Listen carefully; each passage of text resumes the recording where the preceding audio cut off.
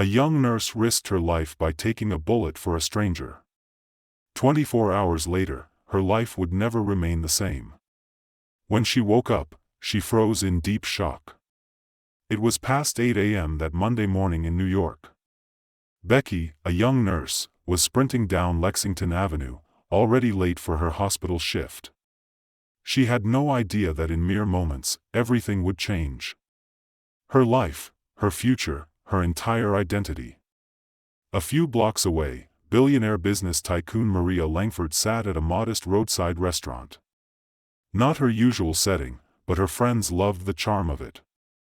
The morning sun filtered through iron street lights as the three women shared croissant and business updates over steaming mugs of black coffee. To outsiders, they looked like any other successful group of professionals. But Maria wasn't just successful. She was powerful. And that power had earned her enemies. She was one signature away from closing a deal that would shake the global mineral market, and someone wanted her gone before that could happen. He was already there. The hooded man, mid-30s, inconspicuous, leaned against a lamp post across the street. No one noticed as he adjusted the strap of his duffel bag, or how his eyes stayed locked on Maria. He waited until the waiter stepped away, until the laughter at the table swelled, until her back was slightly turned. He reached inside his jacket and from the corner of the block, Becky saw it. She had just turned onto 3rd Avenue, panting, nearly colliding with a cyclist when her eyes caught something off. Her gaze darted to the man across the street.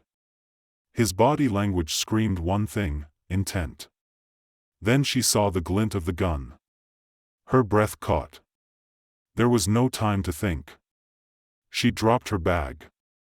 In one desperate, instinctual sprint, Becky bolted toward the café.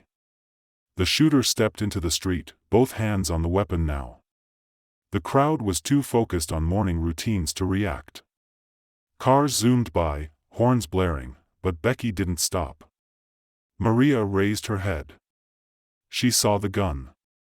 She froze. And then Becky leapt between them. The gunshot cracked like thunder. Maria's table flipped. Dishes shattered. One of her friends screamed as the bullet slammed into Becky's shoulder. The impact knocked her back, her body colliding hard with the edge of the table before hitting the pavement. She didn't cry out.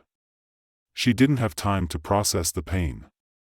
Her vision blurred instantly, blood rushing from the wound as gasps rippled through the bystanders. The gunman turned to flee, but this was New York.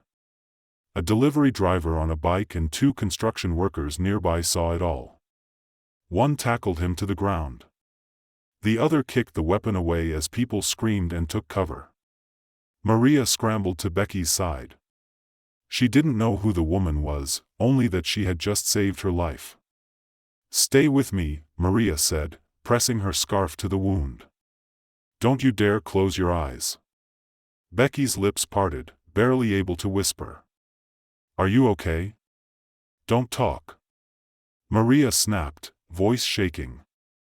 "Help is coming. Just hold on."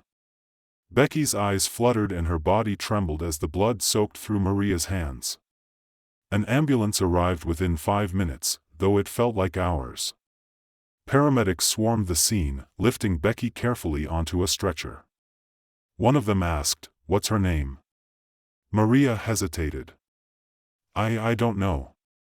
But as the ambulance doors closed, Maria climbed in after her, ignoring her own shaken security detail and frantic friends. The doors slammed shut. The siren screamed. Inside the ambulance, Becky faded in and out of consciousness. She saw bright lights.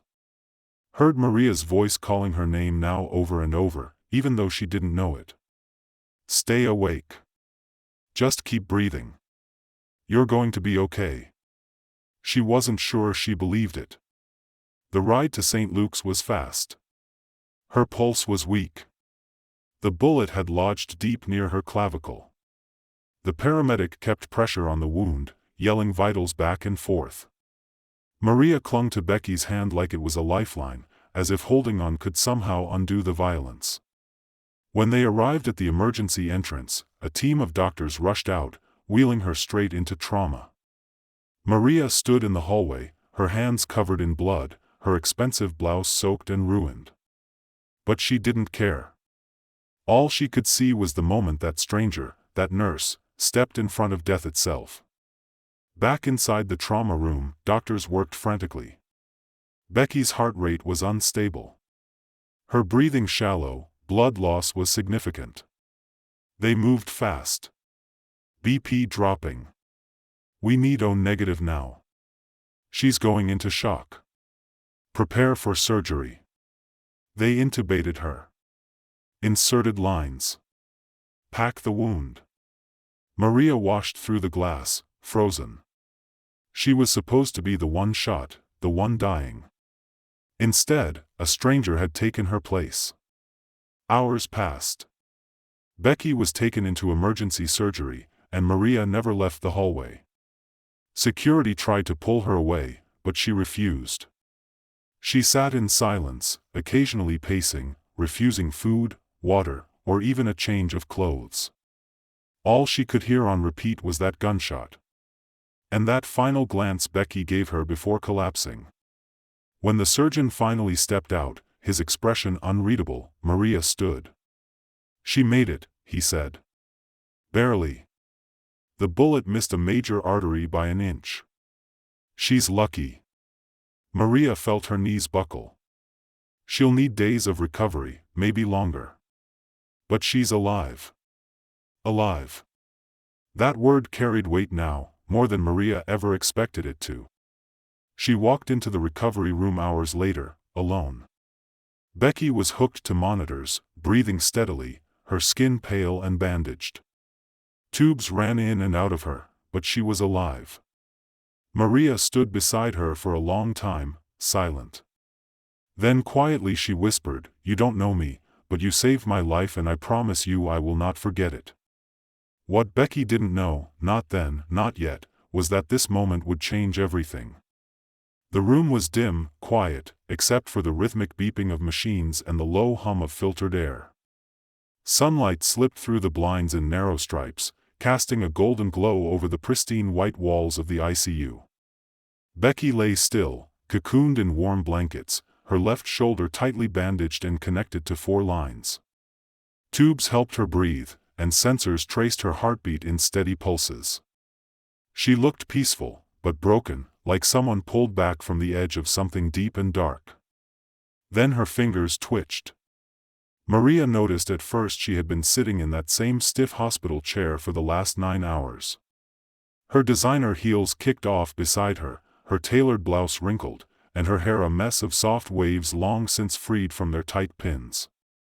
Her phone had buzzed hundreds of times, news outlets, corporate lawyers, security analysts, but she hadn't answered a single one. She had only one priority now, the woman in the hospital bed who had taken a bullet for her without ever knowing her name.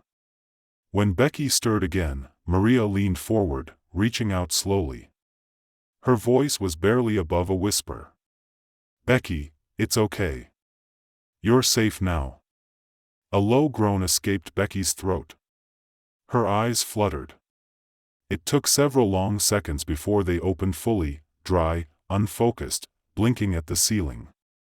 She squinted at the brightness, the antiseptic smell creeping into her lungs. Then the pain hit her. Not just soreness, pain, sharp and burning and unrelenting. Her left side screamed with every breath.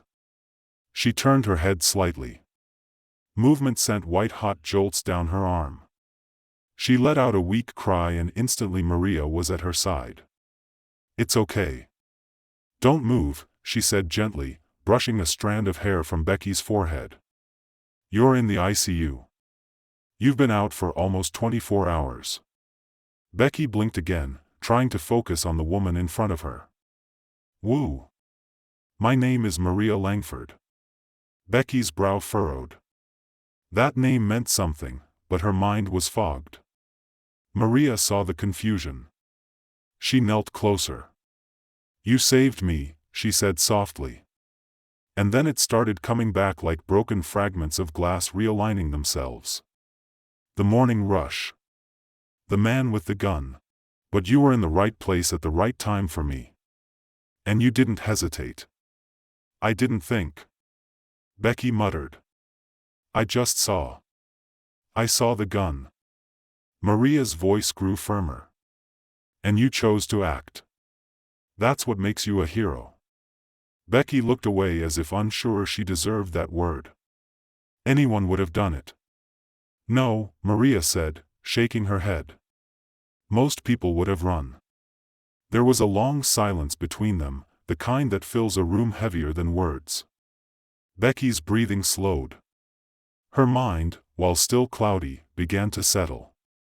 And then it hit her. The name Langford, she said, barely audible.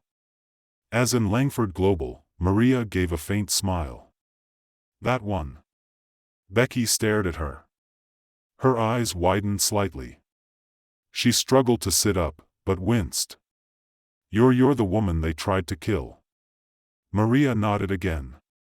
And you're the reason they failed. Becky blinked back tears. The weight of it all was too much. The press, the police, the blood, and now this. Maria stood up slowly, walking to the window. She looked out for a long moment before speaking again. You know, she began. When I was 10 years old, I was nearly hit by a car outside my school. Some woman, I never got her name, pulled me out of the way just in time. She got hit instead. She lived, but she disappeared before I could ever thank her. My mother always said, one day you'll pay that forward. I didn't understand it then. She turned back to Becky, eyes glassy. But now I do. Becky said nothing. Her lip trembled, but she didn't let the tears fall. Maria crossed the room and pulled something from her coat pocket. A small black envelope sealed with a silver clasp. She placed it gently on the side table beside Becky's water cup. Inside is something that may help, she said softly. It's not charity. It's not pity. It's gratitude. Becky stared at the envelope, but didn't reach for it. I don't want to overwhelm you, Maria continued. But you need to know. People all over this country are talking about you. You're on the news. You're a symbol of courage, of humanity. Becky let out a shaky breath. I'm not.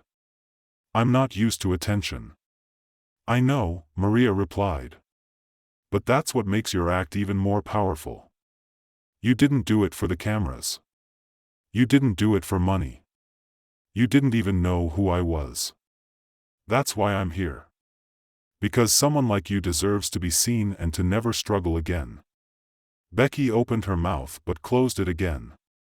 Emotion swelled inside her chest, tangled and raw.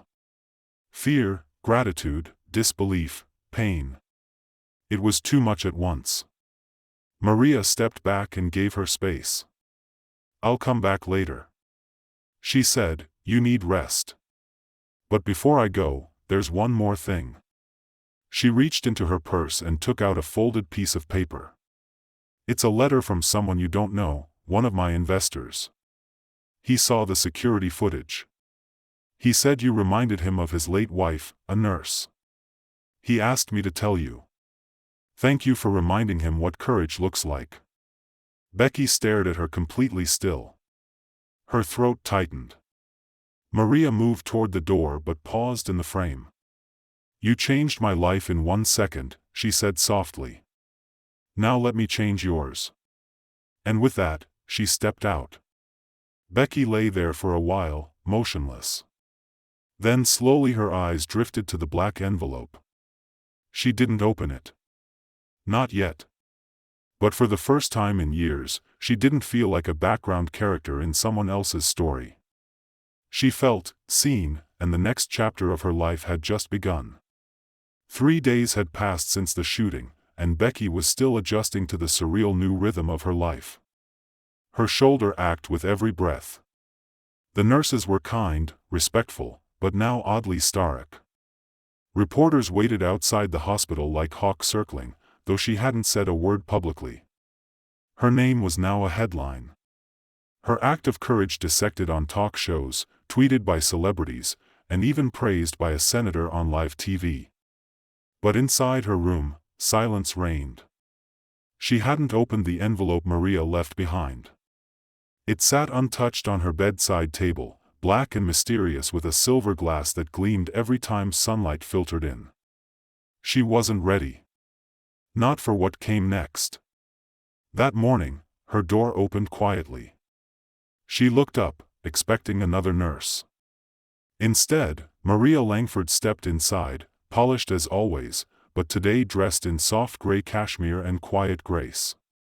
Behind her were two men, one in a tailored navy suit holding a leather portfolio and the other with a briefcase and a subtle earpiece. Becky's eyes widened.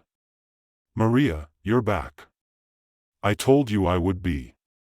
Maria smiled. She nodded to the men. "I hope it's okay. I brought some people. I thought today we begin." "Begin what?" Becky asked cautiously, her heart quickening. Maria crossed the room and sat beside her. The banker stepped forward and quietly placed the briefcase on the bed tray. "I know this is a lot, Becky, but I want you to listen first and speak second." Becky blinked, overwhelmed already. Maria opened the briefcase. Inside was a single document, the title deed to a penthouse apartment at 432 Park Avenue, and beneath that, a printed bank transfer confirmation bearing Becky's full name. The number at the bottom read, $20 million. Becky froze. She stared at it, then at Maria. What is this?" "It's yours," Maria said, calm, but firm. "The money has already been wired. It's secure, legal, no strings." Becky shook her head slowly, her breath catching. "I can't. This isn't. I don't deserve this." "You stepped into a bullet," Maria replied. "You didn't know who I was. You had no reason to act. But you did. You changed everything. This isn't charity, Becky. It's a thank you. It's freedom. You deserve a life free of worry." Tears stung Becky's eyes, but she kept them in. "You don't have to do this." "I know I don't," Maria said. "But I want to," the private banker added quietly. "The deed has been signed. It's a two-bedroom, fully furnished penthouse overlooking Central Park. Move-in ready. Staff included. We've handled the legal transfer." Becky sat motionless, trembling. "I don't even know what to say," she whispered. "Then don't say anything yet," Maria replied. "Just let it settle." Becky looked down at her hospital gown, at her bandaged arm, at the fluid dripping slowly into her vein. Her world had always been built around doing more with less. Rationing food, working double shifts, watching her mother sell jewelry just to pay the rent. And now this. $20 million. A luxury penthouse. Her life rewritten in an instant. "I was just doing my job," she said, voice barely above a whisper. "No, Becky," Maria replied gently. "You weren't on the clock. You weren't in scrubs. You weren't trained to jump in front of a gun. You did what heroes do. You acted, and this world needs to honor that." A knock came at the door. A nurse peeked in. "There's a visitor," she said. "She says she's family." Before Becky could ask, her mother burst into the room. "Becky," she cried, rushing to her daughter's side. "Oh my baby, my God, I've been on the first flight I could catch. Maria sent me a jet. Can you believe that?" Becky's heart cracked open. "Mom," she said, and the two women embraced carefully. Her mother was shaking. "You're alive. You're here. They said you." "I didn't know if I'd ever." "I'm okay," Becky whispered. "I'm here." Maria stood back quietly, letting the moment pass. Becky's mother turned to her, eyes wide. "You're Maria Langford." "I am. You saved my daughter." No, Maria said softly. She saved me. The banker, that nurse had become something else. Not because of the headlines or the cameras, but because one act of courage had opened a door, and this was only the beginning. The ballroom pulsed with applause. Becky stood still on the center stage of the Global Healthcare Summit, light pouring down on her like sunrise. Her breath was slow but steady. Her hands no longer trembled when holding a microphone. The world no longer frightened her. Hundreds of the world's top doctors, humanitarians, and healthcare pioneers had gathered in the Shining Glass Hotel in Geneva. But they weren't there to celebrate research or innovation. They had come for her. The nurse who had taken a bullet for a stranger and the woman who turned that moment into a mission. Behind Becky, the large screen faded into the conference logo, Restoring Humanity and Healthcare. And below it in bold gold letters, Keynote Becky Hart. She looked out at the rows of faces, media teams, philanthropists, politicians, and over 150 nurses flown in from across the globe, all waiting for her to speak. She spotted Maria Langford seated in the third row, calm and composed, wearing a simple black dress. Her hands folded neatly in her lap. She hadn't taken her eyes off Becky since she stepped on stage. Becky adjusted the mic and began. I never expected to be standing here. Not in front of you. Not anywhere, really. A soft ripple of laughter passed through the room. I spent most of my career invisible, she said. Just one nurse in a sea of thousands, exhausted, underpaid, overworked. I used to dream of silence, not cameras. She paused and smiled faintly. But sometimes life doesn't wait for permission. It forces you into the light, not to reward you, but to test you. And sometimes it gives you a second chance. She inhaled again, steady now. I didn't run toward danger that morning because I wanted recognition. I didn't know who the woman was. I didn't see headlines. I didn't think of awards or money. I saw someone in danger and I moved. Silence. Heavy, reverent silence. And for reasons I still don't fully understand, I lived. The screen behind her shifted. A new image appeared, one from a few weeks prior. It showed Becky standing in front of a brand new shelter in Queens, cutting a ribbon beside a small group of displaced healthcare workers. The sign above read Hard Haven for Healers in Crisis. Becky turned toward the screen, then back to the crowd. When Maria Langford gifted me $20 million, I thought it was a mistake, a test. I told myself I didn't deserve it. I told her I was just doing what anyone would have done. She looked toward Maria, but she saw what I didn't. That the world doesn't change from the top down. It changes from the front line. The screen changed again.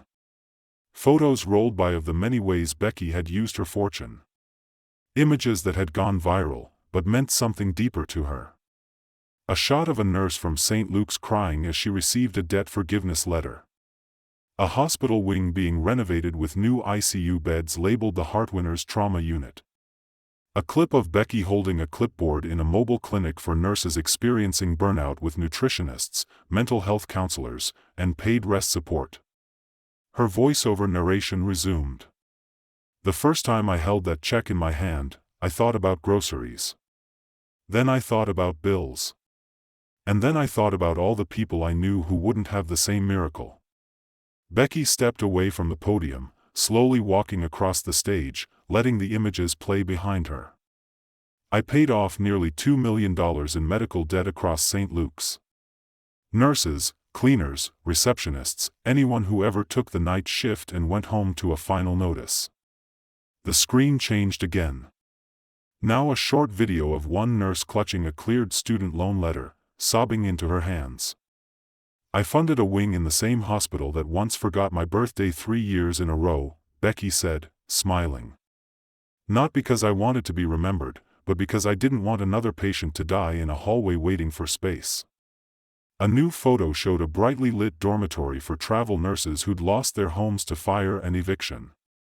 Fresh linens, meals, free transport to and from clinics. We built 3 shelters this year, she said. 3 sanctuaries for people who never asked for help but desperately need it. And next year, we're building 7 more. The room erupted into applause again, but Becky didn't pause for long. This is just the beginning because we're not done. The Becky Heart Initiative, which goes live today, is more than a charity. It's a promise. She turned back to the screen. It faded into the foundation's logo, a simple white feather over a nurse's cap. A promise that we will train, protect, and elevate every frontline worker who gives so much and receives so little. From the inner cities of New York to rural hospitals in Africa, we will be there. Applause swelled again, but Maria remained still, watching, remembering. Becky returned to the center. I came from nothing. My mother cleaned homes. I worked night shifts while taking care of her until she passed. I've cried in janitor closets. I've gone days without proper food. And I've had moments where I thought the world would never notice someone like me. Her voice cracked slightly. She didn't hide it, but on one morning, the world did.